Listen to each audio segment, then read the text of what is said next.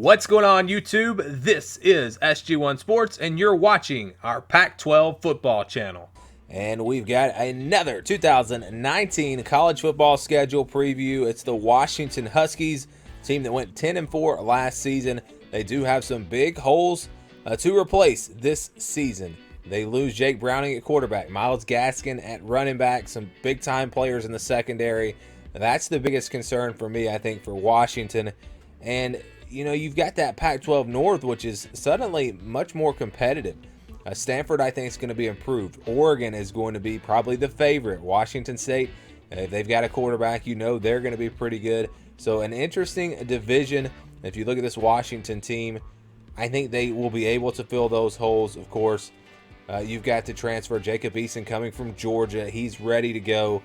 I think some people think that he's going to step in and just be a superstar type player.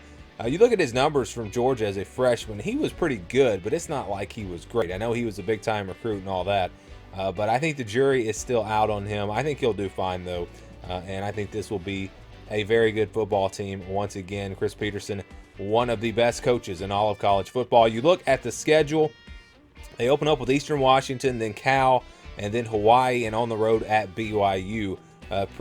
Pretty competitive schedule there. Obviously, Eastern Washington shouldn't be that big of a challenge, but they look for some revenge against Cal at home. Hawaii's going to be a good football team. BYU's a solid program, and it's on the road. So some interesting matchups there. Then you have USC, back-to-back road games against Stanford and Arizona. That is pretty tough, and that's right before playing Oregon. So a difficult stretch right there for Washington. Then they face Utah on the road at Oregon State, at Colorado, and then Washington State. So that first back-to-back road stretch there, Stanford and Arizona, I think is going to be much, much tougher than the Oregon State, Colorado back-to-back road games. And you also have a bye week in between those games as well. So the schedule is really not that bad. There's nothing on here that makes you think, wow, there's no way they're going to get through this schedule. They're going to lose 2 or 3 games for sure. It's nothing like that. But at the same time, outside of Eastern Washington, everyone on this schedule could potentially upset Washington, could beat them. There are no cupcake games, again, outside of that Eastern Washington game. So it's kind of a tricky schedule, especially with that Stanford-Arizona back-to-back and then Oregon after that. But yes, we will give them the win over Eastern Washington. That's pretty much a guaranteed victory, FCS opponent. So yes, I think they win that game. And then you look down the schedule, you look for those other games that they should win, not guaranteed wins, but games that it would take a pretty big upset for them to lose. And when you look for those games, I think you can say Hawaii. Yes, they got better last year, but I don't know if they're good enough to beat Washington. BYU is on the road, but still, I don't think they're quite on the level of Washington. And then also Oregon State on the road. I know this team's been horrible. I do think they'll be a little better this year, but not good enough to beat Washington. So those are 3 wins I think you can then give Washington. So that's pretty much 4 guaranteed wins. And I'm not saying that's worst case scenario because they're going to win several of these other games.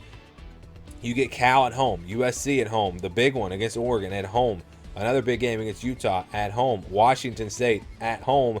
And then you look at this road schedule. Colorado, I think, is definitely a winnable game for Washington. They'll be favored pretty big in that game.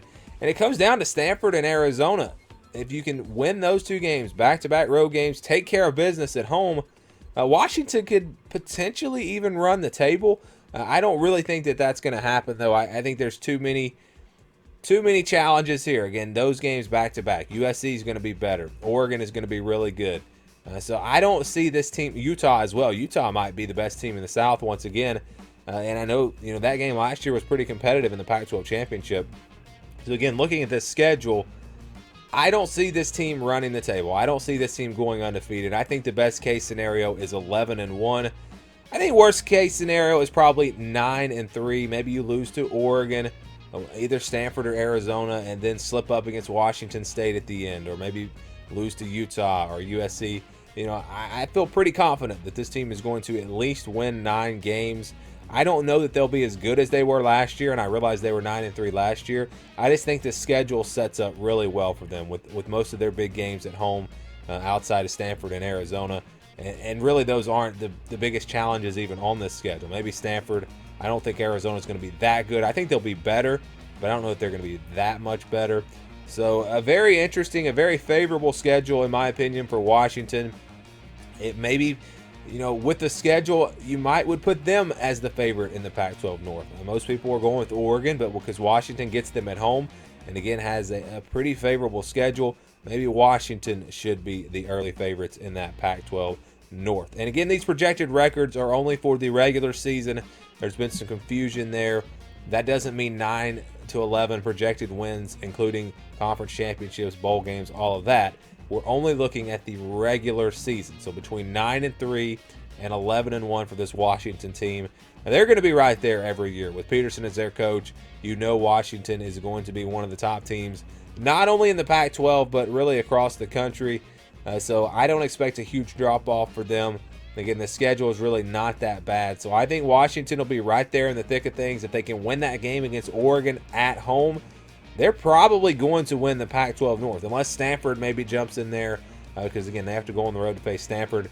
That could potentially be a loss for them. And if Stanford's a lot better, maybe Stanford wins the North. I think it's a 3-team race between Washington, Stanford, and Oregon. Washington State's that wild card team that you never know about with Mike Leach, so perhaps they're in that conversation as well. I don't know if Cal is going to be quite good enough to compete, and then Oregon State, I don't see them really having any chance. So, thank you for watching this video. If you're a Pac-12 football fan, please subscribe to the channel. Leave us your thoughts down in the comments below, and for the latest in Pac-12 football, keep it right here.